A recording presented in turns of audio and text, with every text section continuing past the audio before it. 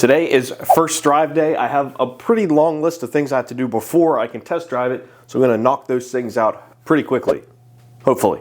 That shroud for the intercooler came in, so I have to install that, get the intercoolers fully installed with the actual charge piping. I want to clean the intercoolers out because a couple of you guys mentioned that that would be a good idea since they sat for so long, so I want to hose those inside and out. Got to get the shifter installed, got to get the parking brake installed just in case I need it. Check the front diff fluid, check the transmission fluid, check for leaks, and I think that's it. So I want to get started with the intercoolers.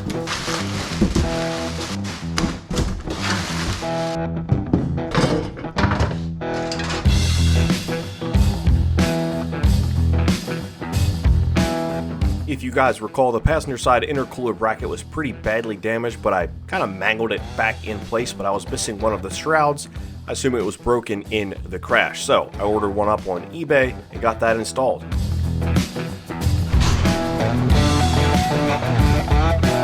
But like you guys suggested, it would make sense to clean these things out, hose them out completely, because who knows what gathered inside these things over the years. With that being said, I got to take the driver's side one back off, which luckily is easy in these cars.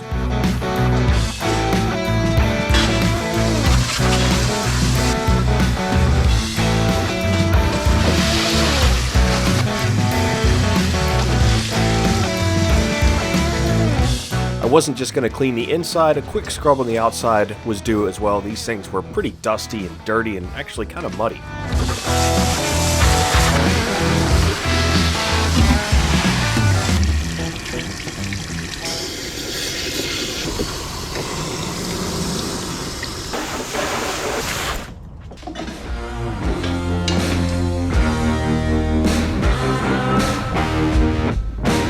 Much better. Now just to throw them in the car, which is an easy process. Plus, I found the intercooler piping.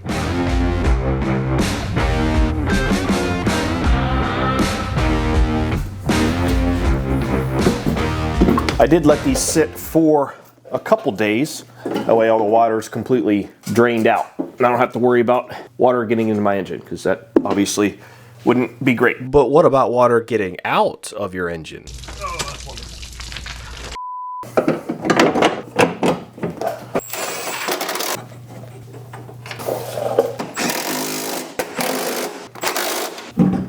Oh, another thing to add to the list, I need to tighten up the Lintronics headlight adjustment thingamabobber. But other than that, I think all these wires in here and everything else are good to go.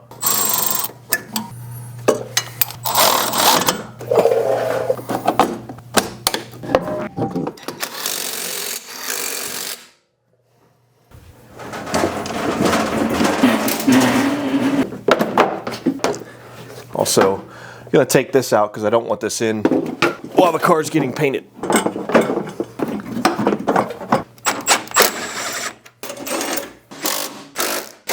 You'd never know that it was all broken and bent up and crashed.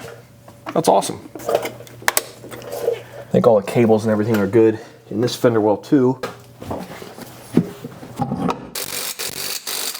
There are some things that people will need until the end of time, and one of those is a good flashlight. This is the Active Light US. Now this isn't just a flashlight, this is also a power bank. The battery is even rechargeable and can hold up to 60 hours in eco mode. So if you're walking your dog late at night, the power goes out, etc., you're gonna need a flashlight, and this is a great one to have. Not only is this a bright flashlight with a zoom feature, it's also super durable and IP65 water resistant. And it puts out 3,500 lumens. You can also dim and strobe the flashlight as well. And in case of an emergency, you can use it to power things and charge up your phone. You can use my code MattRoss to get 10% off. And if you buy multiple of these, you get free shipping. Everyone's got a flashlight on their phone, at least most people, but those are never bright.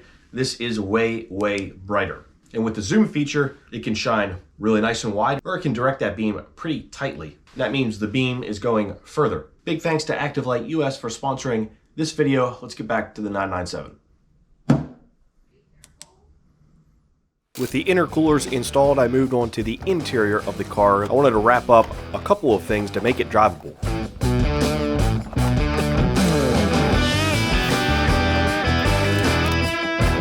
Those things included the lower dash panel, mainly because it houses the ignition and headlight switches. Plus, you don't want that dangling down when you're trying to drive it either.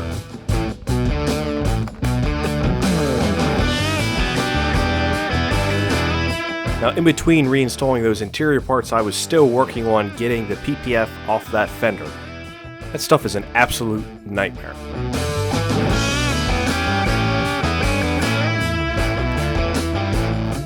With that bolted up, I also had to tighten down the steering column. And with those parts completed, it was time to move on to something a little more fun. To make it drivable, I need a shifter, so I'm going to temporarily install the shifter, and I say temporarily because this will have to come back out when I do the rest of the center console stuff. I am not a big fan of cable-driven shifters. The T56 Magnum in my E36 with the LS1 is like the pinnacle of shifting in my opinion. The shifter is directly above and connected to the transmission, but I am really curious to see how this numeric shifter feels, especially with the numeric cables. I'd imagine it's as good as it gets as far as cable shifting. So far, that feels really freaking sweet. Obviously, I gotta still tighten some things down, adjust these, make it straight. Wow, this is really simple. It's honestly pretty good there.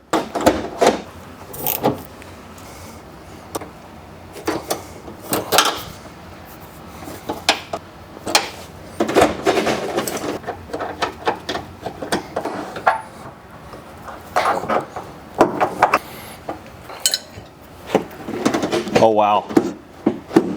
Yep, that feels pretty dang good. Be better if I was actually sitting in a seat and was using the clutch and stuff. I can't imagine how you could possibly have a better feeling cable-driven shifter. I don't think it's possible. What else do I need to drive this? Seat? Double check some things.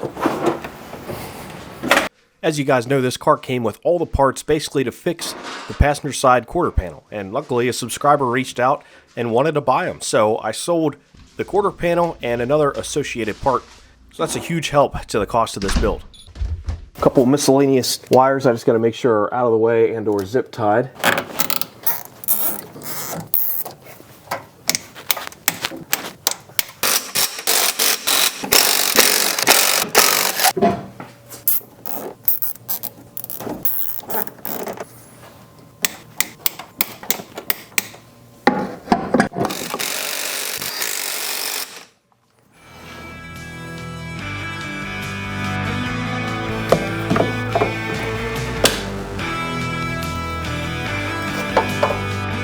With a lot of the exterior and interior bits done, we can move on to the engine bay and finish up the intercooler installment. That includes the Y-pipe, the intercooler piping on each side, and also includes flipping them because I installed them the wrong way.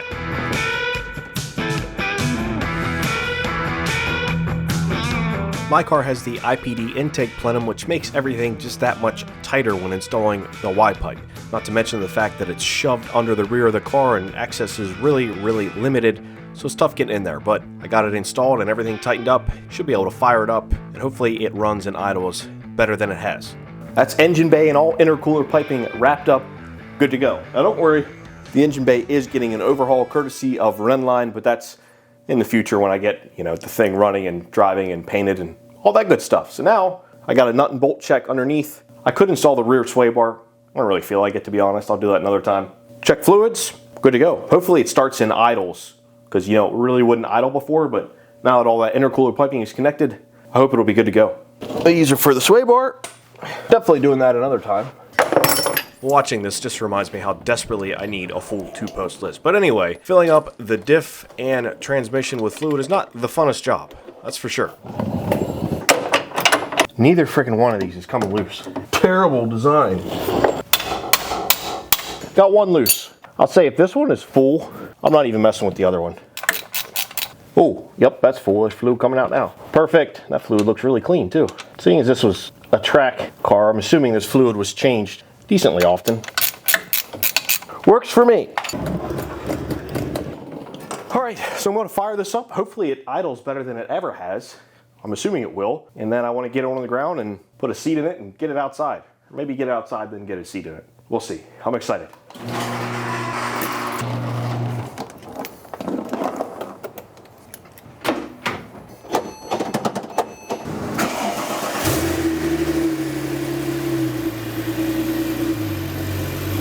It's idling. It stinks. I can't check the oil level because it says I can't with the front hood open, so hopefully be able to shut this latch. Yeah. Now I should be able to check the oil once it's warm. I can't believe it, guys. It's idling perfect. It sounds so good. It's like running perfect. This was definitely an exciting moment for me because only a few months ago, this car was just a shell. No suspension, no engine, no electronics, nothing. And now it's a rolling car that starts and hopefully we'll drive a little bit later in this video.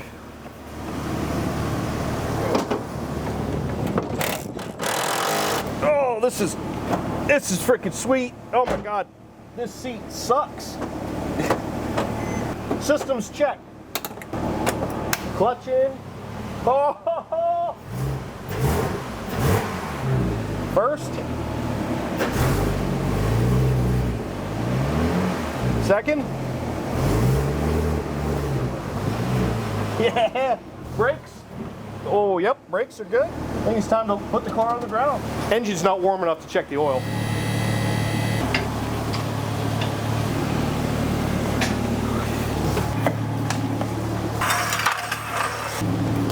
Well, here we go, guys. First drive.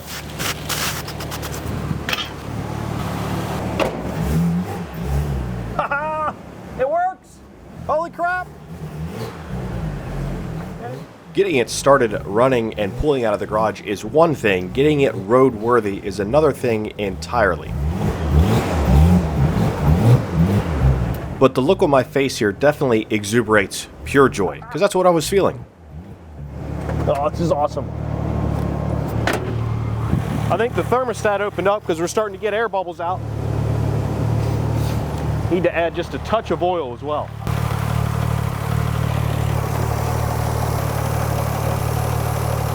Gonna add the rest of this bottle. Man, lots of air bubbles coming out.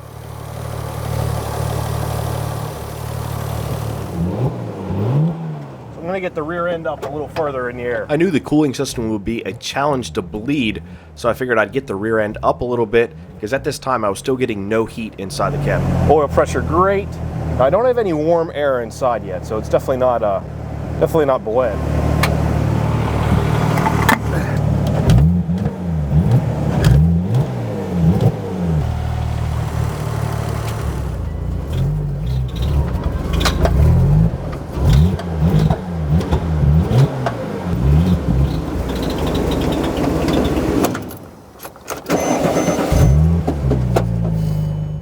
With daylight fading, I wanted to try to get the car on the road for its first test drive, but I noticed there was a lot of steam now coming from the right side of the engine, which led me to believe there was a coolant leak somewhere. And also the car wasn't running quite right. Whenever I put a load on it, it would stall. So getting it back up the driveway was a little bit of a chore. And at this point, I just wanted to get it in the garage, in the warm, with some light to do some more diagnosing.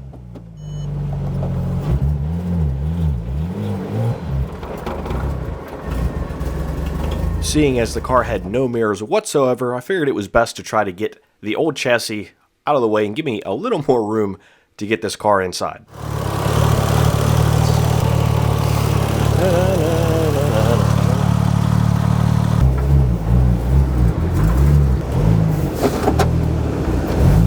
It's not running right.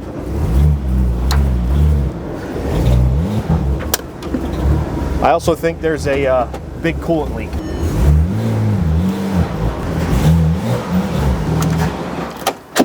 Didn't exactly get a first drive yet. I think it's just dumping coolant out of somewhere, and I have no idea where. Can't ever be easy, can it? Finding a massive coolant leak shouldn't be that hard, right? So it wasn't surprising that after only a few seconds of looking, I noticed this. Oh my God, I see it. There's a whole freaking coolant hose not in. That'll do it, boys. Oh my goodness. I was just dumping coolant everywhere. Can I get it without taking everything apart? I don't know. Pull this off. It's not going to take that long. And try to get down into there, and I'll show you what coolant line is leaking. It will be very obvious which one's leaking when I get some things out of the way.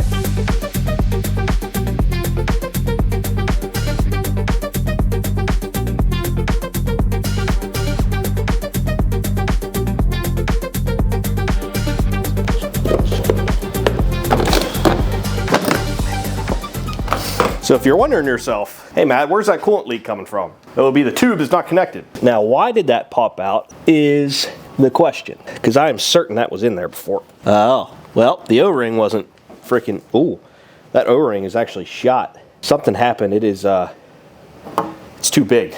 Luckily, I have more. Hopefully this guy fits. Oh yeah, let's give that a try. There it is, just to be sure. Yes, should fix that coolant leak. Now just to reassemble all this. Shouldn't be that hard. And done. Now it's done. Let's see if we fix the leak.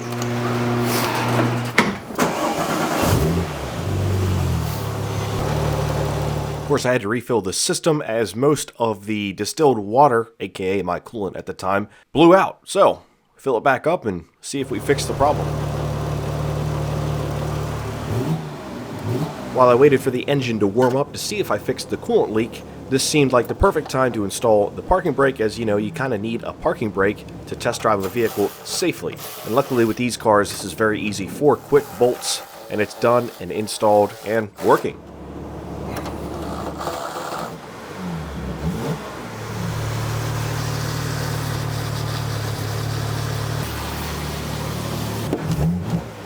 I don't know if you can hear that, but it sounds like a lot of air.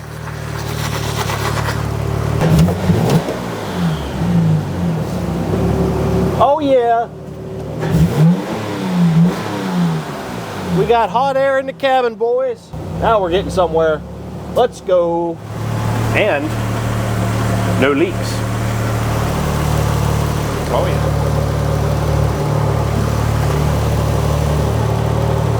That's all the distilled water that I got. I'm gonna have to get some more of that.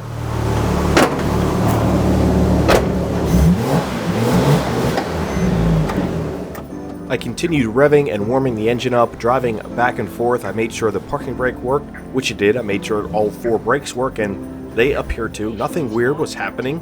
Not even a check engine light came up. All in all, this was going well.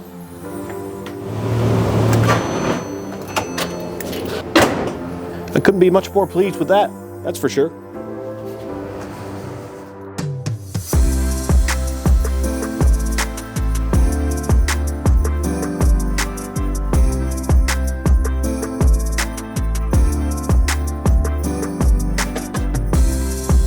I was super pleased with the progress. The car is running right, the coolant leak's fixed.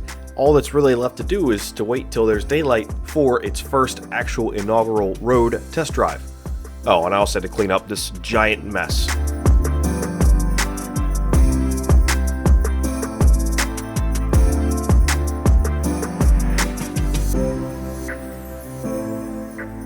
All right, now it's time to drive this thing on the road. That's the goal. I don't know, I could get out in the driveway and it could be like last time where it's spitting and sputtering and spewing coolant everywhere. Hopefully that's not the case, but it's time to give it a go.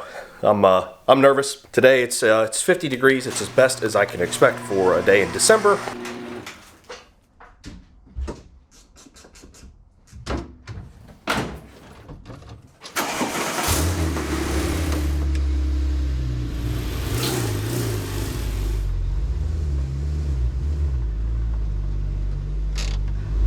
Warm up here. I want to check coolant levels, all that good stuff, just to make sure we're good to go.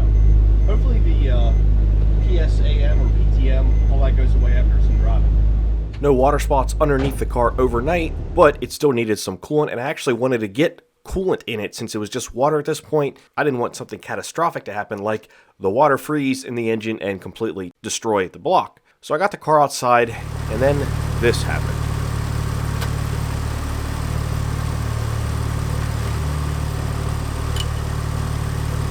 I think I've got another coolant leak. Yeah. Got coolant. Is it just that hose? Oh yeah, lift this thing up and see. Is that a clamp that's maybe just not tight, or is there a hole in it? Right there. Is it just the hose? Or is it just the clamp? Hopefully it's just the clamp. Easy fix, I hope.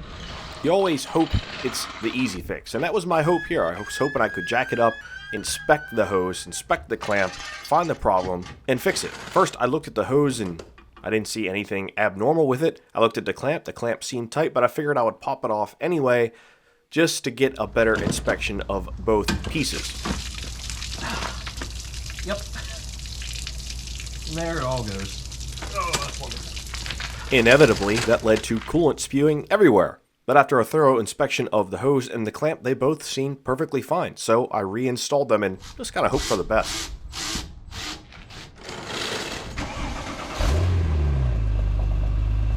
No leaks yet?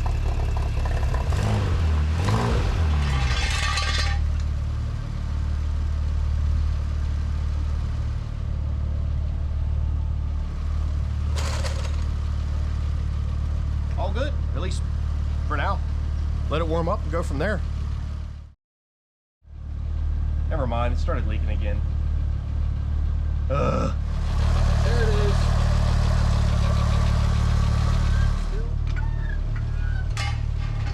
I confirmed the leak was coming from the same area, so clearly my fix of doing pretty much nothing didn't fix it.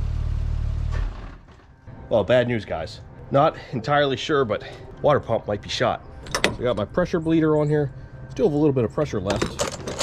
And obviously, it's still pouring out of that same location. But if you look in there, you can see it's coming from higher than that hose. Yeah, there's something leaking. I don't know if that's the water pump. I'm not familiar enough with these cars to know. That's the water pump. Obviously, a quick Google search will reveal that, but clearly we've got a leak there. So, not gonna be test driving it today. That sucks. That really sucks. Definitely not the way I wanted this video to end, but if you guys have any thoughts on what's leaking before I actually lower the engine and inspect it more thoroughly, please let me know. I don't even know if that's the side that the water pump is on. It was just kind of a guess. Your comments, likes, and subscriptions are much appreciated. Merry Christmas, guys.